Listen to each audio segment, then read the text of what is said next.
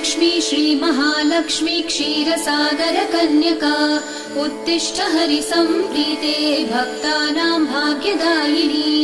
श्रीलक्ष्मी श्रीमहालक्ष्मी क्षीरसागरकन्यका उत्तिष्ठ हरिसम्प्रीते भक्तानां भाग्यदायिनी।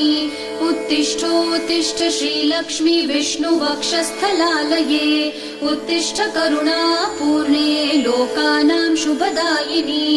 उत्तिष्ठोत्तिष्ठ श्रीलक्ष्मी विष्णुवक्षस्थलालये उत्तिष्ठ करुणापूर्णे लोकानां शुभदायिनी।